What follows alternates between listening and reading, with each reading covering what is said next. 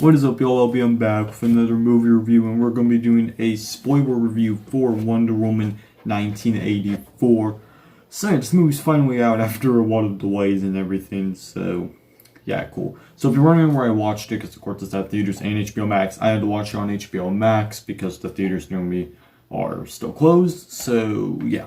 But anyway, I'm going to get into my thoughts on the movie. So, like I said, it's a spoiler review, so if you have not seen the movie, be sure to click away because there will be spoilers, but if you have seen the movie, then enjoy the video.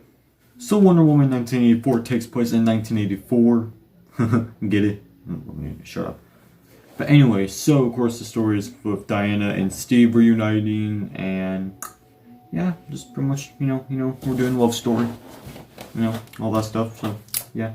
And of course we already got some new villains here. We got Cheetah, played by Kristen Wiig. Then we got Max Ward, who's played by the Mandalorian himself, Pedro Pascal. So yeah, so I'm going to get into my pros and my cons on the movie.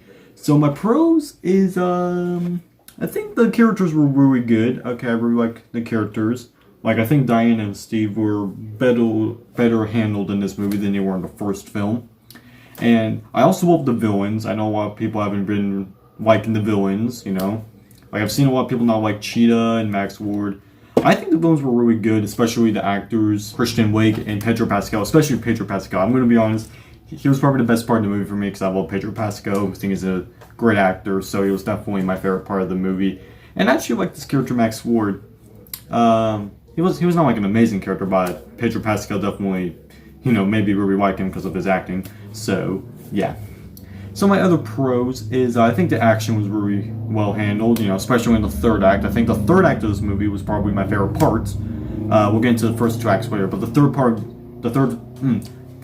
act of this movie was definitely my favorite of the film. And yeah, and I think Steve being in another guy's body, but of course we see Chris Pine back as Steve, obviously, as, you know, Diana's imagination. I think that was a pretty cool idea to do. You know, because yes, it's Steve, but, you know, he's in a different body, but from our perspectives, or which we're just imagining, it's him in his old body because, of course, the way he died in the first movie was from a plane crash or a plane exploding, so his body couldn't really be, you know, available for him to get back into. So, yeah, so I think that was a pretty cool thing they did. And I think the goodbye that was handled nice, you know, because I think, of course, the way it worked, I'm not too entirely sure, but I think the way it worked was if you make a wish, you lose something. So I think that's what was happening with Diana and her powers was, you know, when she made the wish for Steve to come back, she was losing her powers, and obviously when she took back the wish, she got her powers back, so I thought that was cool. I love the scene where she learned to fly. I thought that was really awesome.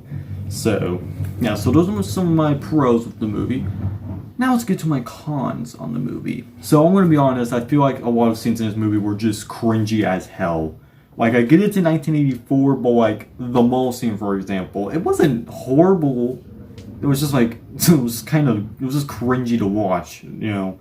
Like, you know, it was just like, you know, the guy holding the girl over the edge, and everyone's like, no, don't do it, no. You know, it was just kind of cringy. And again, I know it's in 1984, but it's just, you know, it was just too cringy for me to watch, you know, so there's definitely some cringiness in this movie. And even though I like Cheetah, I feel like some stuff with her was cringy as well. Like, right before she turned into the Cheetah, where she was saying, like, you want to be Apex Predator or something, I was just like, oh my god. So, yeah. And, I like Cheetah's design, I actually like that, but I don't know, just what she said before that about wanting to be Apex Predator was just kind of dumb. So, yeah. Another con I have is the first two acts. Now, I like the first two acts, okay, they're not anything bad, but so many stuff in the first two acts were incredibly boring. Like, you know, like with Max Ward and his kid, you know, it was not a bad plot line, but I could not care less about it. You know, stuff like that in the first two acts were just kind of boring for me. Again, like I said, in the third act, that's where I really started to love the movie, but the first two acts were just kind of boring, except for the third act, of course. So, yeah. So this next one isn't really a con, but you guys can probably see where I'm coming from. It is the continuity in this movie.